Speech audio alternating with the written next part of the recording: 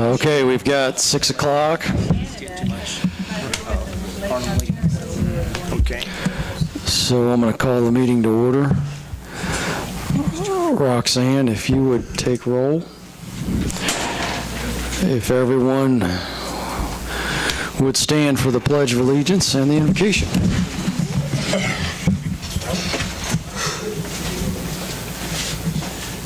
Pledge allegiance to the flag of the United States of America and to the republic for which it stands, one nation.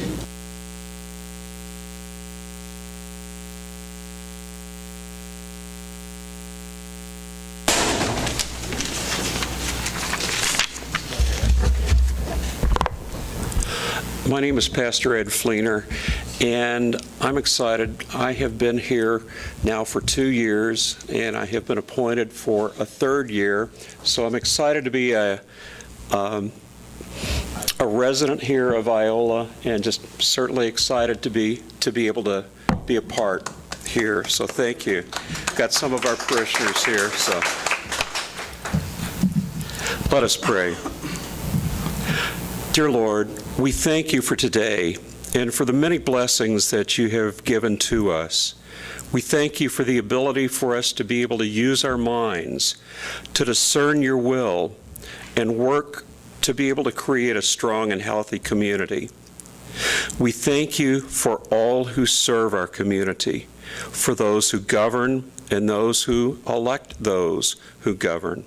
For all of us who live, we ask that you help us all live into becoming the best example of what it means to become a citizen.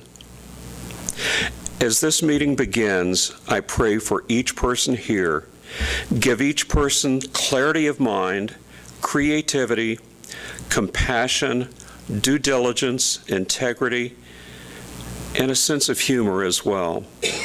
Give them listening ears, thoughtful words, presence of mind, and an open heart. These things we ask in your heavenly name. Amen. Thank you. Thanks.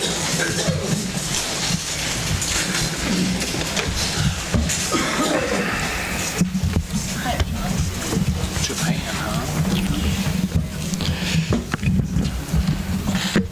huh? Has the council had time to review the agenda for this evening? And Mr. Mayor, I just want to make a note that we did send out a revised agenda which basically just added the action item E for the amendment to the standard traffic ordinance. All right. Make a motion to approve the agenda as amended. I would second that. All right, we have a motion and a second. All in favor, please raise your right hand. Motion carries. Thank you. Now's the time for public comments. Do we have any public comments at this time? I could talk all night on public comments today, but I will tell you, I've been here 53 years. That's why I care about this town. First of all, I want you to know we've got the sump pumps in. The entire stadium has been power washed. And even though the stairs haven't been painted and aren't going to be painted, it's so clean, you need to go by and see it. And Joel just heard me asking Bob for some free work, which I do all the time. I said, when I get it for free from certain people, I don't ask, but Bob, I don't mind saying, hey, would you mind doing this and this and this? And I'm down there every day checking on them. He loves it, I know. I know you'd all like to work for me. So the other thing I wanted to mention is, it's not on the agenda, so I'm gonna mention it. Because I come to a lot of the meetings, I have a lot of people tell me what they think. And I said, come to meetings. That's what I do. And then I tell them what I think.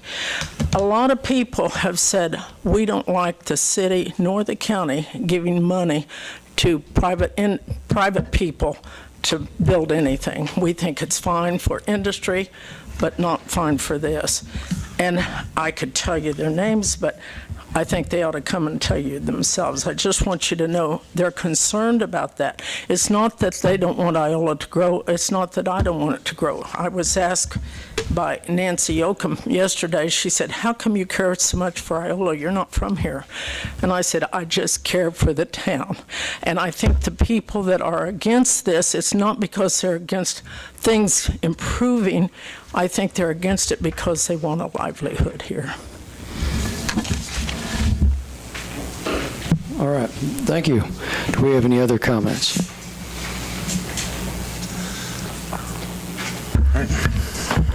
Good evening, Council. As most of you probably know, I'm Toby Shaughnessy. I own the franchised restaurant Sam & Louie's on the north end of town. I'm here this evening to state my objection to the proposed incentive package that could lead to the construction of a new hotel and restaurant on the east side of town.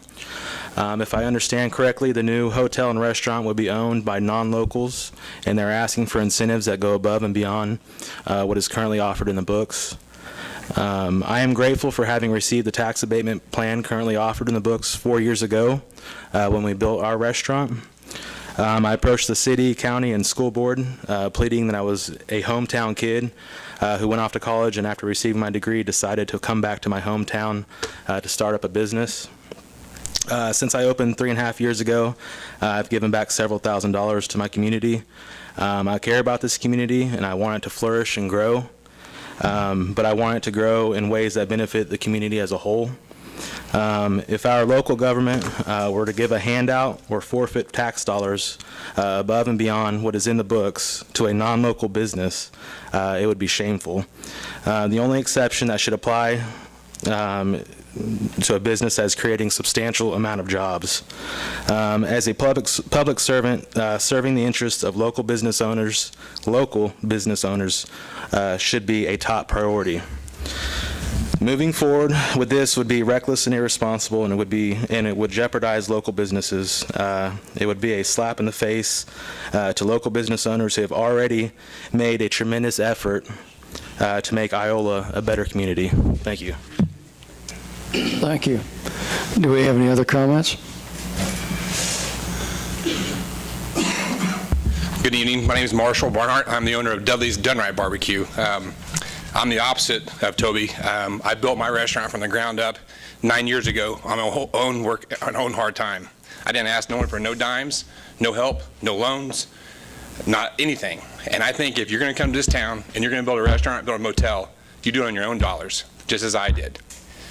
We're on the north end of town. What people don't understand is when new businesses come to town, everybody's affected.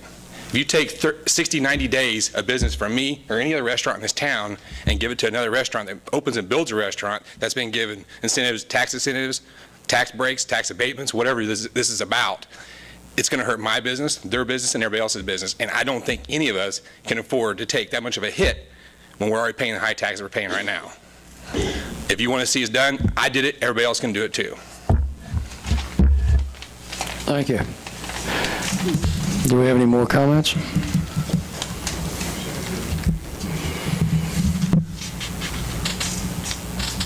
How's it going? My name is Michael Saylor. I'm owner of Rookie Sports Bar and Grill.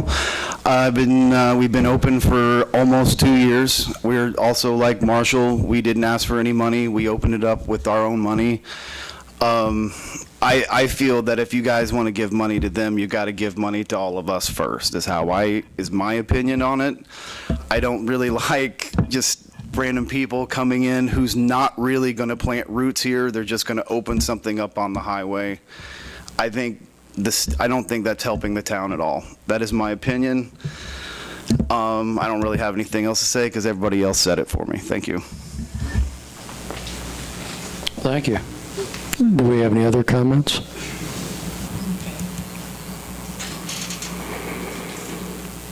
All right, I appreciate it. Has the council had time to review the consent agenda for this evening? I'll make a motion, we approve the consent agenda. I'll second that. We have a motion and a second. Any further discussion? All in favor of the motion, please raise your right hand. Motion carries. Thank you.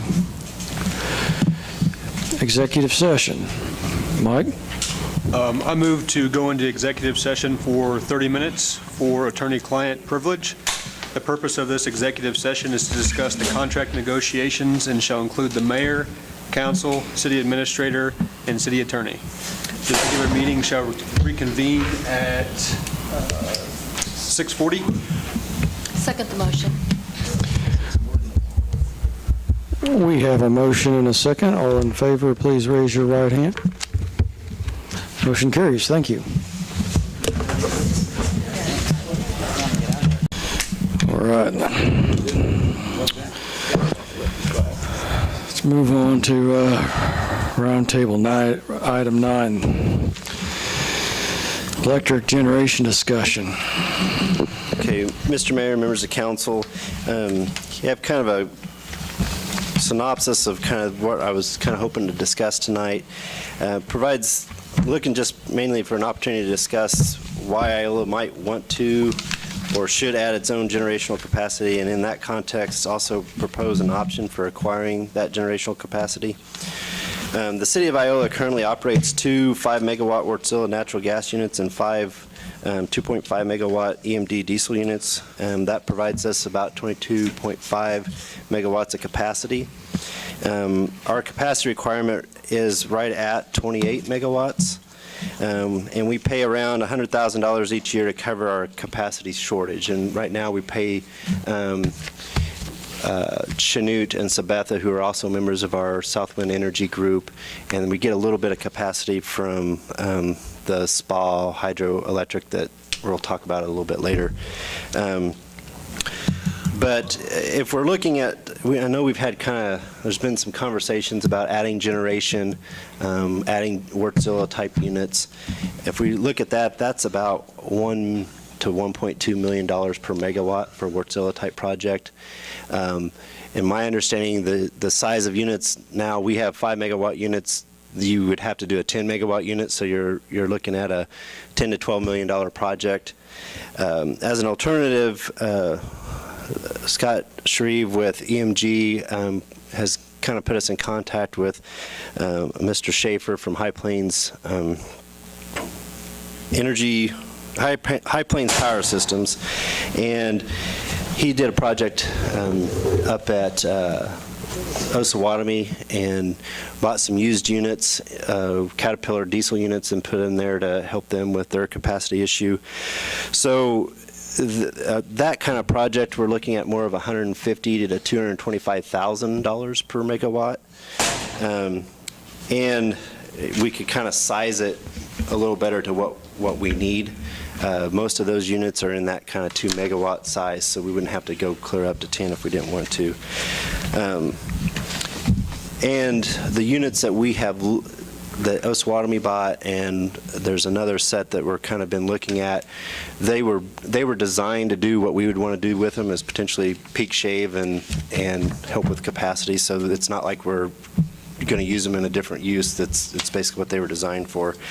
We're not really seeking a motion, but just general consensus of, if this is a kind of option that you're looking at or interested in us pursuing, we can work with Mr. Schaefer and move forward with something like that. I will say, I think Osawatomie, that these projects can move fairly quickly as far as units coming available and wanting to make sure that we got our money down on something like this. So I kind of want to make sure everybody was kind of familiar with it.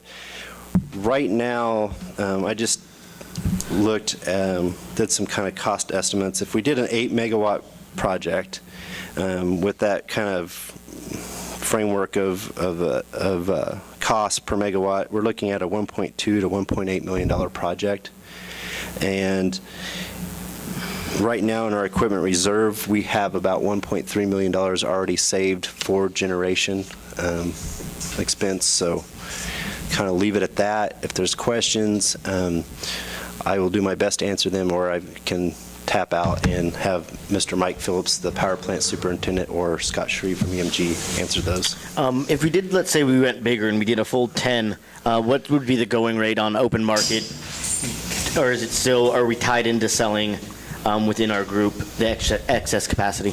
I'm going to tap out. It's really market. You have to, we can't hear you. Sorry about that. It's really market-based. If we have excess capacity, it would go at what the market is. You're paying market now, $2 a kW, and so that's why you're paying roughly $80,000, about $6,000. No, but It's been as high as like 100. yeah, 100,000, right. Depends where on we your end up. depends on your demand versus your Yep. your demand's been coming down.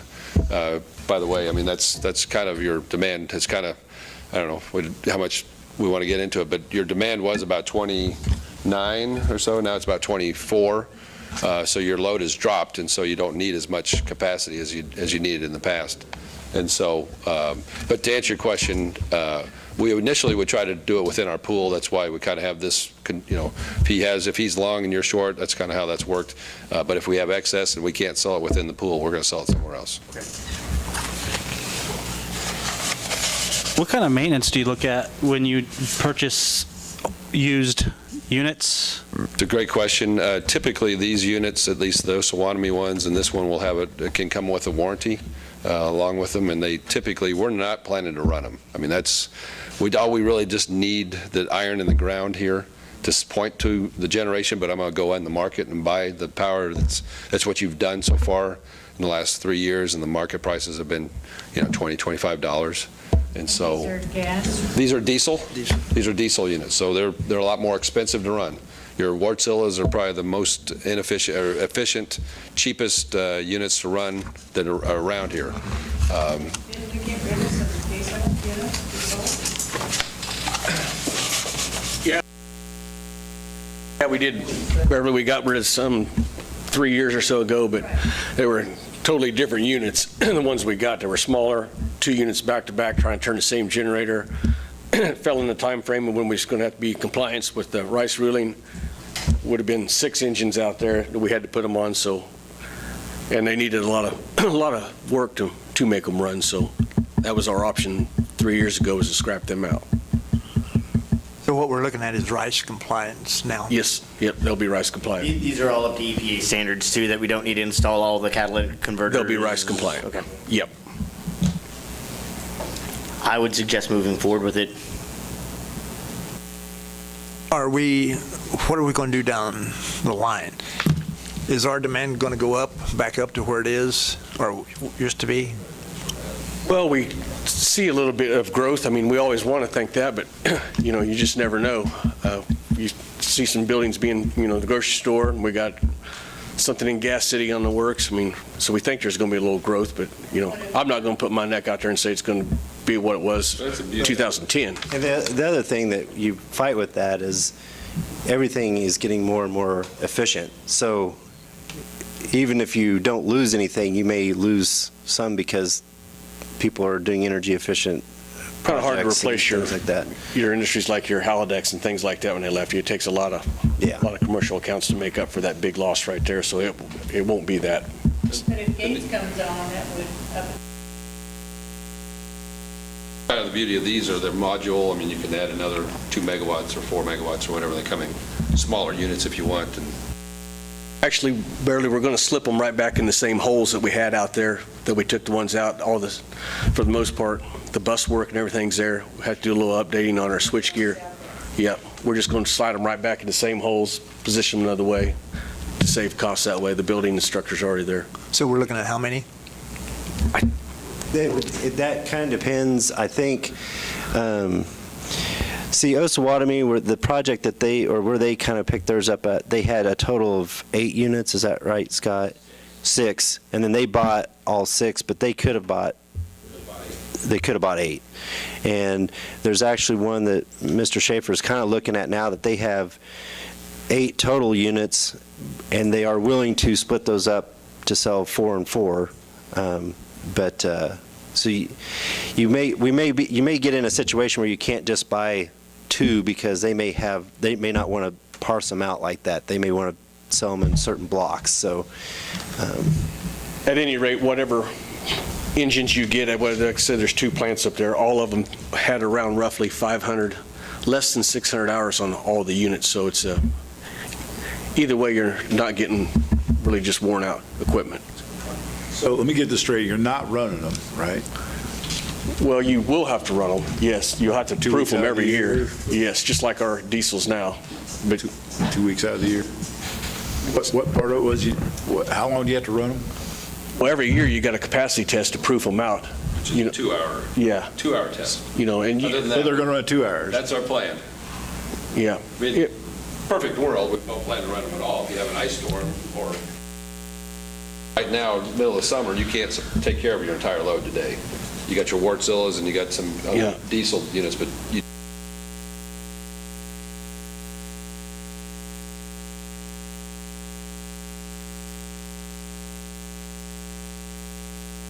A year. And that's if that, I know before we locked into this price that we paid a lot more than 160 to 80 to 100,000 before this current Have to group. have we just have to have the capacity to run it Yeah, if we needed it. yeah, How much That's was to keep it? the price down, right? yeah. Was that a year or I a month understand. that you said? This is a year, but I know before back, I want to say 3-4 years ago, we were paying significantly more for capacity when we were with Kansas Power, the Kansas Power pool. How much was it? It was something like Around 5, 6, 8. Okay. Yeah, $8 per kilowatt, yeah. and we're How long paying does it take to $2 per recover the kilowatt. price of these then? Well, you don't ever. I'm not sure we know what the price is. So we don't know what the price is. We have a general range. I mean, Sid kind of gave you an idea of the general range. Even if you're using 100,000.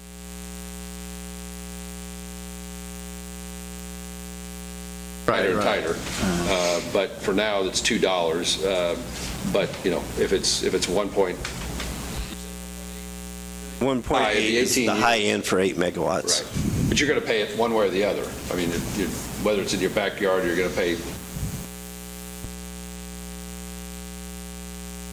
Which is kind of why I like thinking even bigger and trying to sell some of that capacity. I mean, have somebody pay us instead if we can get up to 10.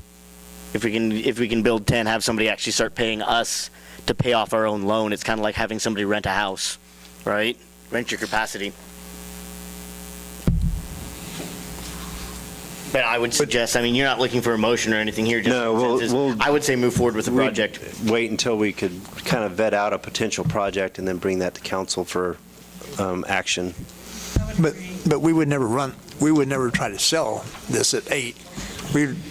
If we're just buying 2, we're going to do that. This is just to keep, so that we don't have to pay $100,000 for someone else to cover Save our us. capacity payment for ourselves. It wouldn't have to pay it for our. That's what we're trying to do. Just so we're clear, you're basically, all you have to have is your whatever your peak is of the year. Yeah.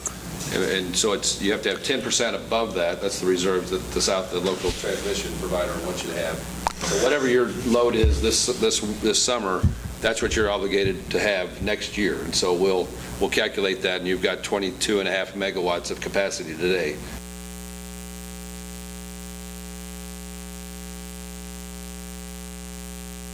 Instead, like I said, it's either you own it or you're renting somebody else's, is really kind of how that, kind of the bottom line is. So if we go to 10, we can actually collect money how? You'd have an open house that you could rent out. Now, you got to find a renter, obviously. You got to have somebody to pay that supply. But yeah, he's exactly right. You would say, okay, but again, it's flush right now. There's a lot of capacity out there. Again, a lot of those units, a lot of people are buying these units.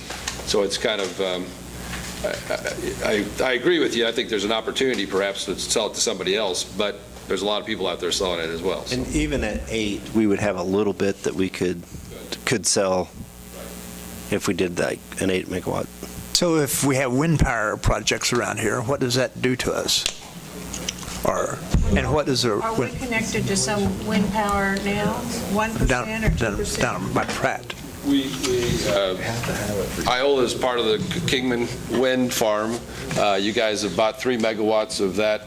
Unfortunately, it doesn't blow in the middle of the summer, so you only get about 10% of that capacity. So 3 megawatts, you only get 300 kW. We're talking about 8,000 kW of these generators. So we do have a little bit of wind. We're getting now we're getting the cheap energy. We're paying less than $20 a kilowatt hour when for the energy off of it. So it's kind of a moving target. Talk about capacity, we talk about energy, but you're right. We do have some wind. We have 3 megawatts of wind, and we think maybe there's a possibility maybe for solar down the road here. So Is that calculated into the 22 it is. and a half that you Yes, gave us earlier? It is, and certainly, and as well as the spa today that we'll talk about here in a little bit. All right, do we have any more questions? All right, we appreciate it. Thanks, guys. Thank you. Thank you. Thanks. Thanks, Sid. Appreciate it. We'll look forward to what you have for us next time. All right, moving forward, new business 10A, SPA power termination. Mr. Mayor, members of council, our SPA hydropower entitlement makes up a small percentage of our energy profile. It's about less than 5%. I know in May, I think it accounted for 3.4% of the total power that we purchased. Year to date, that's only 1.9% is what its profile is. So it's a kind of a small sliver. It is also one of the most expensive products per megawatt hour. SPA is seeking 15-year commitments to renew this entitlement, which is provided through KMEA hydropower pooling contract. The hydro entitlement does offer some capacity coverage, which we kind of alluded to, but it is more than twice the cost. It's $4.50 per kilowatt versus the $2 that we're paying Chanute per kilowatt. There's also a concern about transmission for this entitlement. While we may be able to get some short-term relief to this issue, the long-term solution is anticipated to be pretty cost prohibitive. I think the quote was $16 million to kind of fix the transmission restriction that we have. And that I laid out a little bit more of that in the agenda packet. But basically, kind of based on the contract and the pricing and the transmission restrictions and the costs for other renewable alternatives, staff just request a motion stating that Iola does not wish to renew its SPA federal hydro entitlement beyond the term of the current agreement, which ends May 31, 2019, and then authorizing any necessary signatures. This is expensive from what we're paying, particularly with the wind, and I think our wind was something like 20 that goes up to 30 in 20 years. Right now, we're averaging 40 to 58 per kilowatt, and it's really expensive. Do you have any numbers on solar, on what it takes to actually build a megawatt of solar? It depends on how you do that. Okay. Do you want?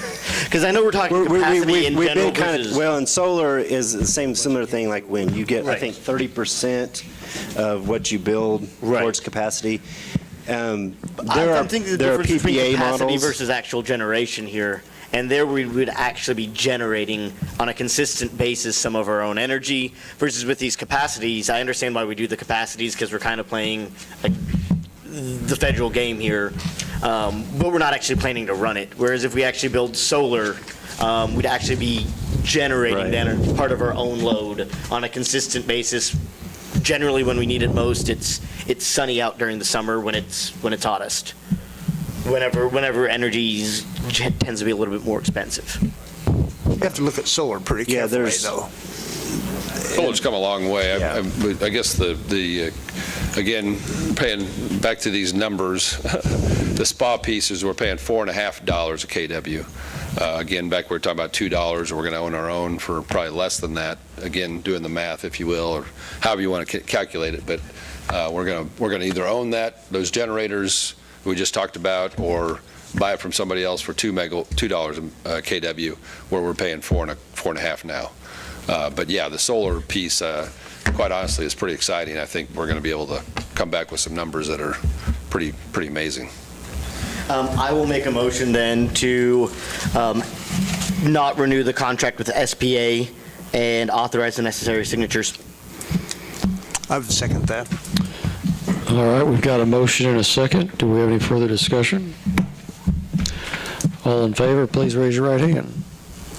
Motion carries. Thank you. All right, moving on to 10B, the Humanity House request. You want to handle that? Thanks, guys. You guys don't have to leave. I know it. We're going there.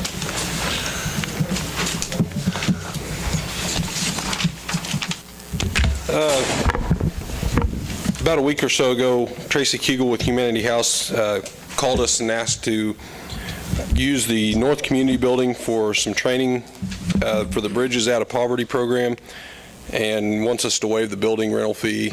And right now, Berkeley's got it marked out just on the calendar, waiting on your guys' approval. Staff doesn't really have any issues with allowing them to use it. We just need your guys' approval. Make a motion to authorize to waive the rental fee for Humanity House on July 22nd, North Community Building. Second the motion. Okay, we've got a motion and a second. All in favor, please raise your right hand. Motion carries. Thank you.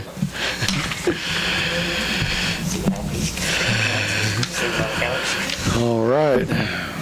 We'll move on to item 10C, the Washington Street Pedestrian Bridge.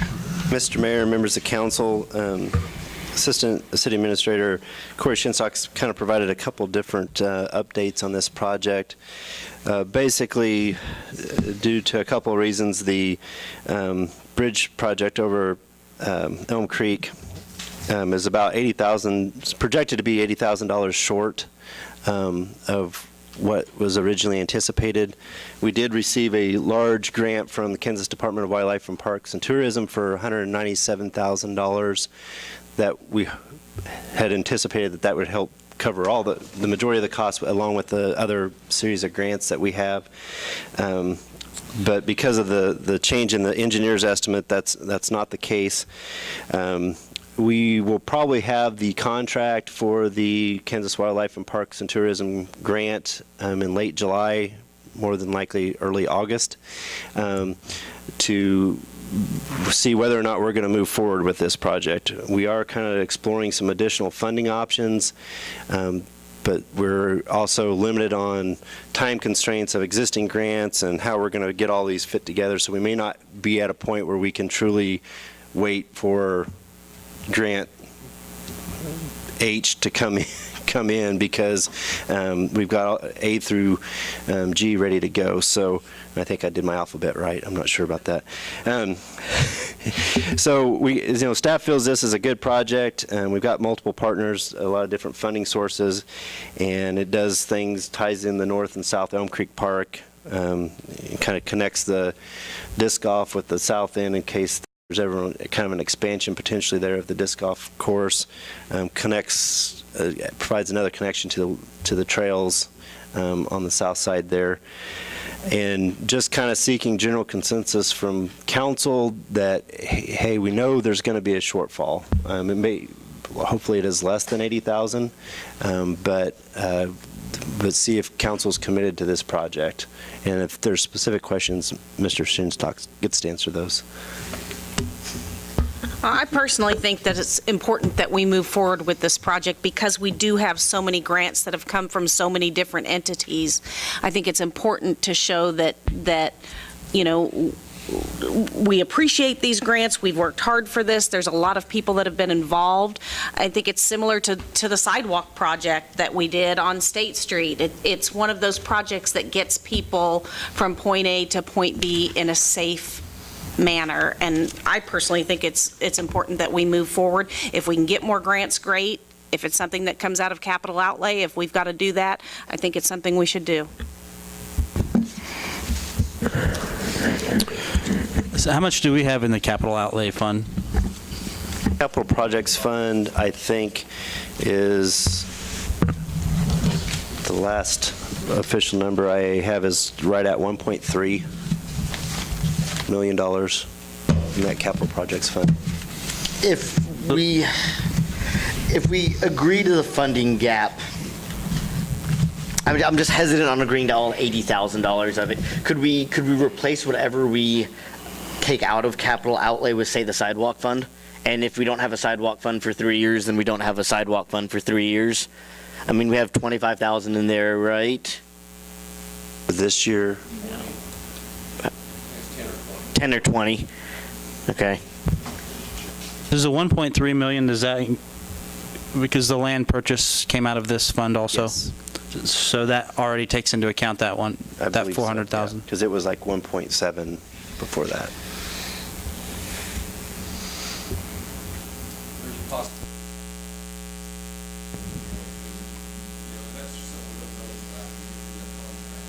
Yeah, it's also the part that concerns me is the estimate. It's just an estimate, like you said. It could come in higher. So we commit to 80,000 and it comes in 120, then are we pot committed? Well, I guess my take on that is, we're kind of looking at that $80,000 range. If it comes back and it's $100,000 more than what we have, then that's a decision that we come back and make. But and we won't have to officially do anything until we get that contract. But we just want to kind of have an idea where council's at and make sure that you were updated if there was any questions that they were being answered here rather than on the street. Well, I wouldn't be. I think Nancy laid out a lot of good reasons why we could possibly do it. I'm not for this. I think Iola has a lot more important priorities that we should be pouring our money into than the bridge. I think it's a great idea. I think if it can happen on grants, that's awesome. I think there are better places to use money right now. So.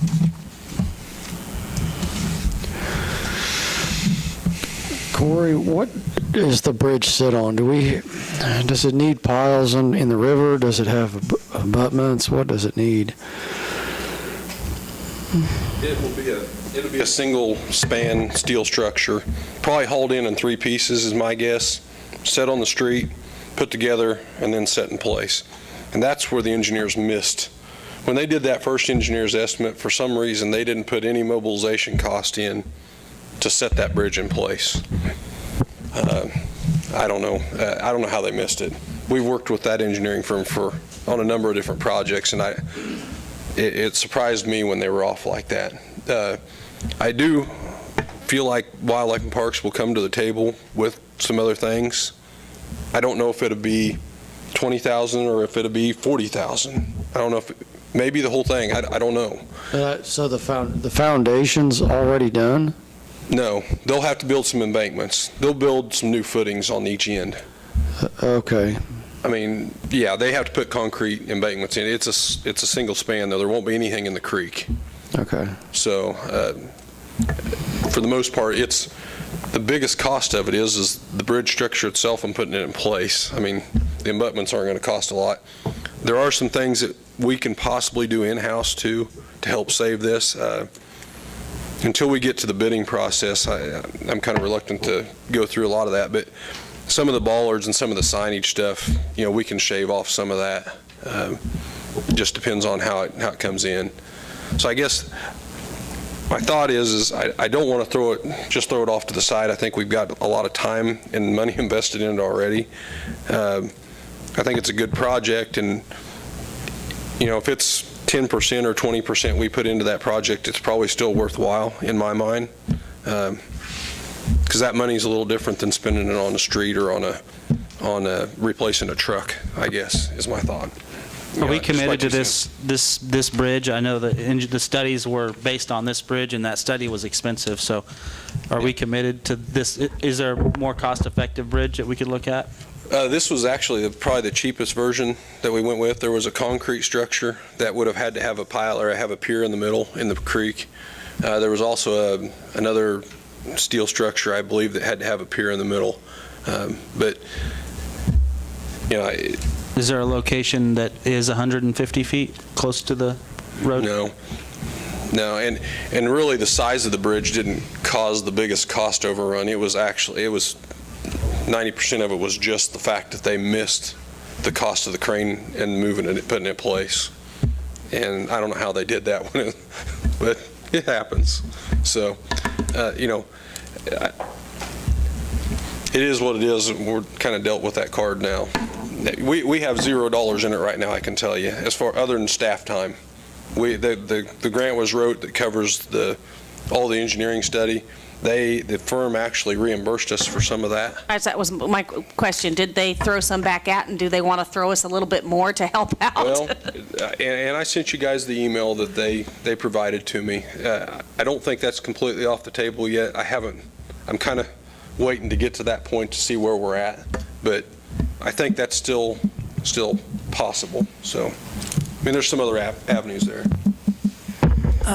We've wanted this bridge for a long time, and, they slipped this in ahead of the football grant, so I'm for this. I'm not for spending money as a rule, but we talked about it the other day at CITF, and we have some things we're thinking about doing. I'm not promising we'll get a cent. I'm already begging people for money for the football stadium, but we talked about some things that might work, but they won't work in time for this grant to hold, we're afraid. Isn't that correct, Sid?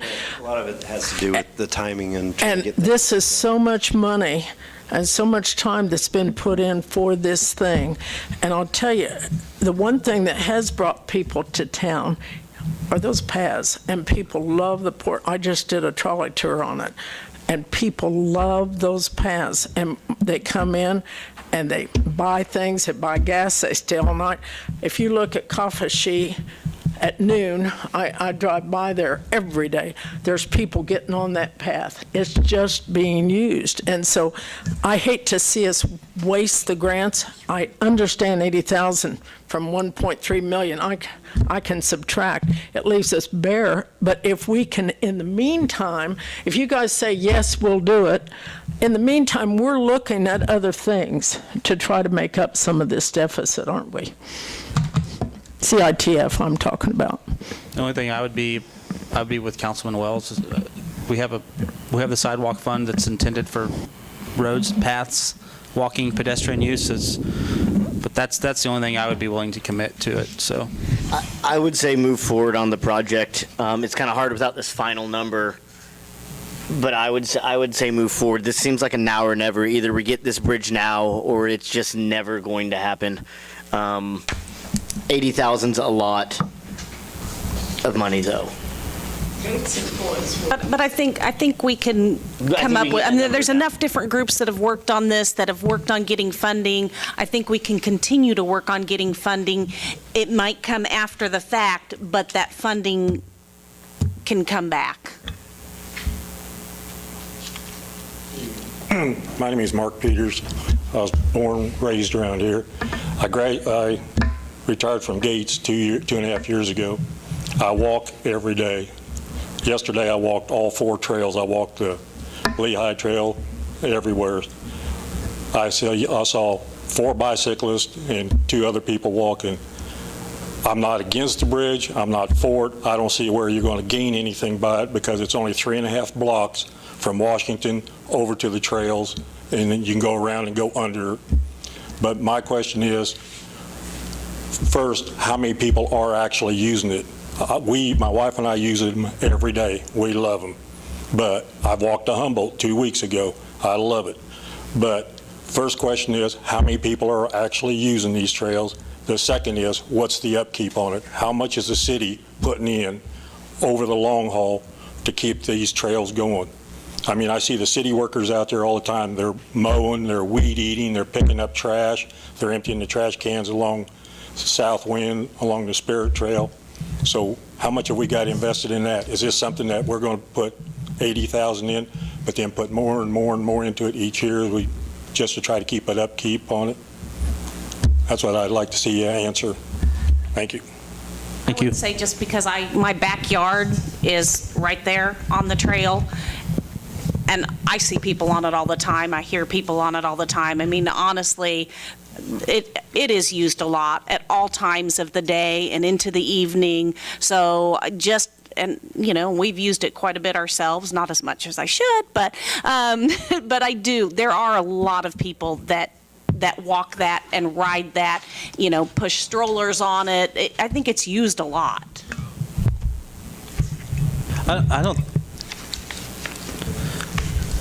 I don't disagree in that it's used either, but is it more important than infrastructural needs that we have?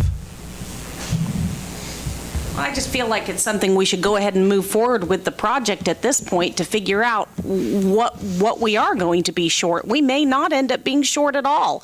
Wildlife and Parks may come through with some. If we could get some from engineers, there's other grants out there. But I don't want to see this abandoned right now after all the work that's gone in on it, So what because is it- a lot of work has gone in on this. Right, well, so what does moving forward mean?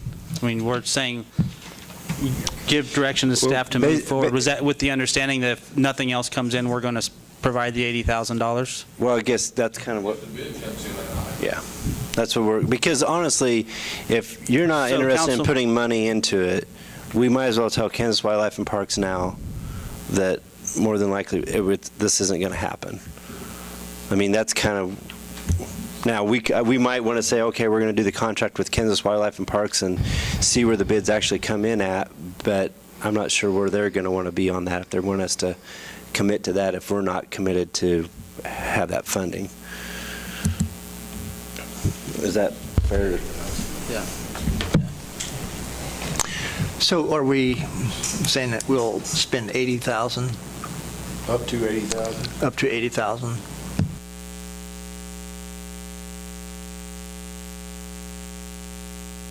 But what if it turns out to be 120? It's an estimate. Well, I think you can back out at any point.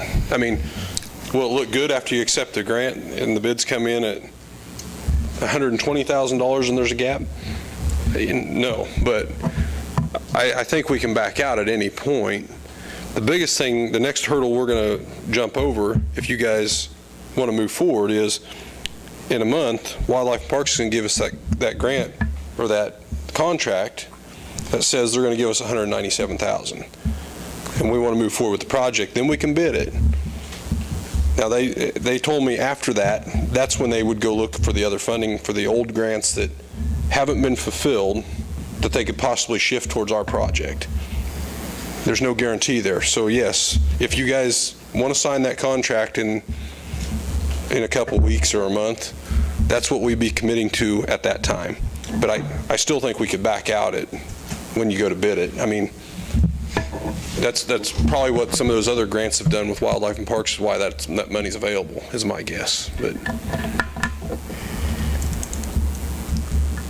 So this is just a projected estimate. correct. It's not it's just an not a engineer's bid. estimate.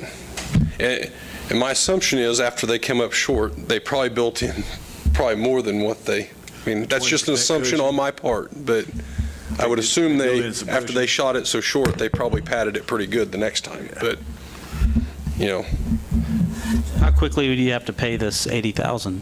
well, it would be when the project's let. I mean, we wouldn't be up for it until, my guess is this project's going to let in October if we keep moving forward, and it'll be a springtime project next year.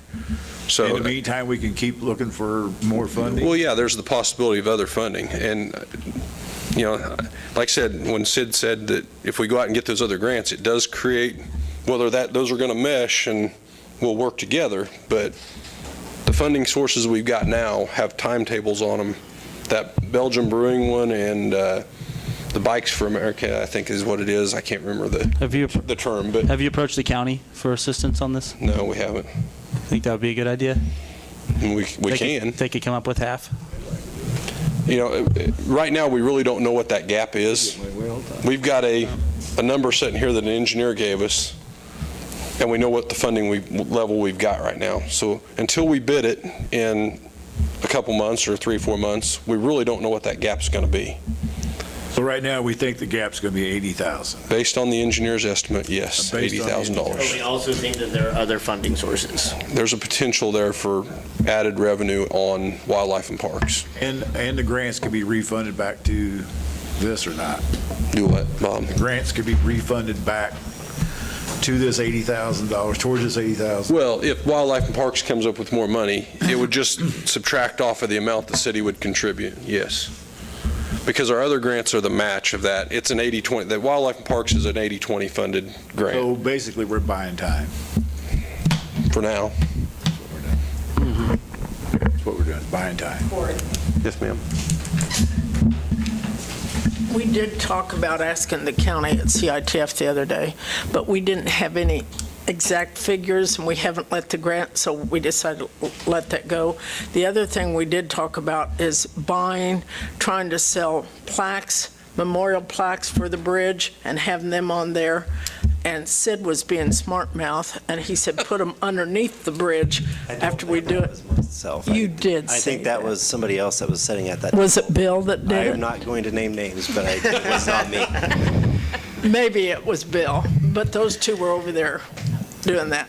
But we also, we also looked at a grant that we can maybe get in October at the health grant. I think what There's some alternatives that CITF is kind of looking at. We're visiting with. She said she Thrive told us on. she wouldn't be asking for any money from the city when she came. Damaris is trying. I mean, she's put a lot of time. She's probably put in by far more time than any of us have on this.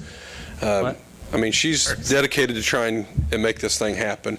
But as far as the upkeep of the bridge, to try and answer Mark's question, the structure is going to be steel, probably some type of powder-coated material, I'm assuming. And then the actual planks on the bridge, we're bidding it as a Trex-type material, so hopefully it'll be a number of years before we have to do anything to it, rather than have treated lumber or something on the surface. Why don't we just upkeep the original bridge? That was the. Well, when I came here, it had the banisters were falling off, and the deck had big holes creating in it. So yeah, and that was 23 years ago. So. All right, so just looking around the council, it's good for Sid to proceed with this mission. Yeah. I think it's good. All right. So. All right, let's do it. I mean, we'll bring you back a contract in a couple weeks, and then you guys can, or in a month, and you can finalize it. So perfect. Thanks, Corey.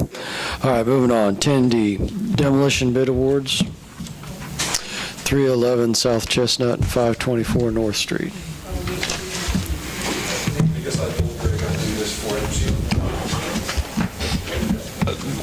These two structures are the structures that were burnt with recent house fires, and Greg led it to bid, and we actually sent it out to 4 companies, 2 of which just were too busy and chose not to bid it, based on the timetables that were in the grant and our liquidated damages, I believe. But we had 2 companies bid it, and basically looking to approve the low bid from Iola and Sons for the demolition of 311 South Chestnut for $3,740 and 524 North Street for $3,000, with a total of $6,740 for both of them. Hey, when a fire happens, doesn't the insurance have to pay? Do they? If they have insurance, we have an fire insurance proceeds fund that it goes to the portion. What is it? 10%? It's 5% or 5%. For demolition? Well, it goes back to the city to hold until they either clean it up or we can utilize it to clean the property up. And then we get it if they don't clean it up. Well, yeah, we can assess it to our cost of what it took us to clean it up. But neither one of these properties had insurance. A lot of those cities are 25%. So they require you to have insurance on your vehicle, but not your home. I will make a motion to approve the bid from Iola and Sons for the demolition of 311 South Chestnut and 524 North State Street for a total of $6,740. I'll second that motion. North Street. Oh, North Street. All right, we've got a motion and a second.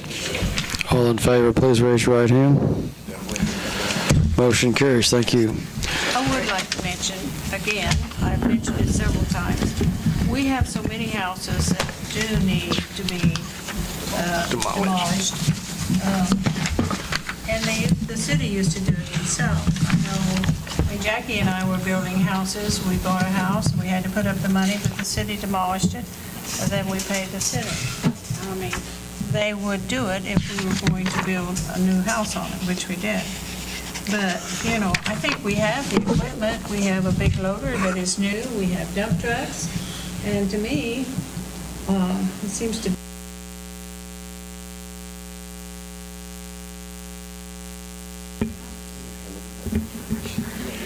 Well, I would defer to Corey. I think we've kind of had that conversation as staff. Part of that concern is our dump trucks are much smaller are the smaller dump trucks, so we would, the cost of... More loads. Well, but that adds to the cost of us doing that, plus it takes our guys away from doing other work. I think our loader does work, but a lot of times they use a large track hoe to do those, and we don't have a large track hoe to do that, so I think that's... I really think on some of the smaller houses that they could do it quite easily. I worked for the city when Gene Thompson used to bulldoze 2-story houses in one day and load it and haul it to the landfill. I personally helped him do it. So it's not I think it'd be impossible. something to think about. Because we only put up so much money a year to take down, and I don't know how many houses we can do, but not very many, but there's a lot of them that need to come down. We cut back. Pardon? We cut back on them out there. Yeah, we cut back, so, anyway, I've had my sayings. Thank you, Beverly. Okay, moving on to 10E, traffic ordinance amendment. Mr. Mayor, members of council, the League of Kansas Municipalities sent out a mass email late last week regarding the new seatbelt legislation. Basically, we are seeking to amend our current code, which we typically adopt the standard traffic ordinance, usually in late July or early August. But because of the way the legislation was written, is my understanding, and we won't have the new updated STOs for a while yet, we needed to pass this amendment to change the seatbelt violation fine from $10 to $30. So that's basically what Ordinance 3476 is seeking to do. So we just look for approval of Ordinance 3476 and authorization for the necessary signatures, and then we'll bring that STO later in the summer. I make a motion that we approve ordinance 3476 and authorize whoever needs to sign whatever to do it. Perfect. Second the motion. We have a motion and a second. Any discussion? All in favor, please raise your right hand. Motion carries. Does that money go to the city or the state, that $30? Most of it stays. Is that a no vote? It's a no vote for me.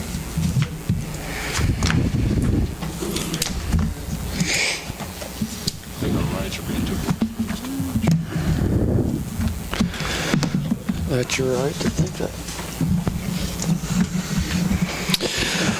All right, John, do you have anything for us tonight? Apologize on the attire. I got in from a flight at 4 in the morning from Tokyo, so I just literally woke up.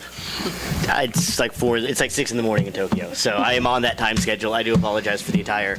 Other than that, I also apologize for not responding. I had a bunch of phone calls and a bunch of emails, but most of those phone calls were again at like 4 in the morning, and I was not awake, and not going to use international time to call you back.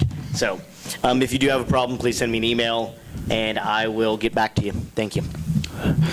Thanks, John. Nancy? I really don't have anything except, John, I hope you're going to do a slideshow for us and show us your photos from this trip to Tokyo. I think it must have been a fun time. I'd like to go someday. Thank you. Beverly? I have nothing, Mr. Mayor. All right. Bob? We just recently went to Council Grove, and they have a river walk, and it is beautiful. I mean, it is awesome. And I know we talked about putting a path on the top of the dike, and I think someday that would be a real good, because they also have a river right beside the river. They have a sidewalk that runs full length. In other words, they're utilizing the river really well. And it brought a lot of people into Council Grove the other day. A lot. Other than that, that's all I can say. Great, thank you. Don? I have nothing. Okay. Mike? Nothing. Sandy? I want to wish everybody a safe and happy 4th of July. And that's it. All right, thank you. Aaron? No, thank you. All right. Sid, do you have anything else for us? Yes, I need to, I think I have it in here. I'll start it around. It's a thank you from CASA. And I wanted to also say that we had been talking about governance, and we were going to talk about that again. I've kind of got that slated for July meeting. Then also, Scott Shreve will be back. I think we're doing that the second meeting in July to kind of give us an update of where the power purchase has been in the first 6 months. We should have the first half of the year, all the numbers in from that, so that we can kind of see what that change we made to the ECA and what that's doing and what the cost of our power is. So, and then I wanted to make sure that everybody knew about Ron Conway's retirement tomorrow, and I'm going to check the time real quick, so make sure I'm accurate. 2 to 3:30, so at the fire department, yes. At the fire department? Yep. 2 to 3:30? Yep, 2 to 3:30 at the fire department retirement party, so that's all I have. Thank you, Sid. We appreciate it. Don? I'd like to make a motion for adjournment. I'll second. All in favor, please raise your right hand. Motion carries. Meeting adjourned. Thank you, everybody.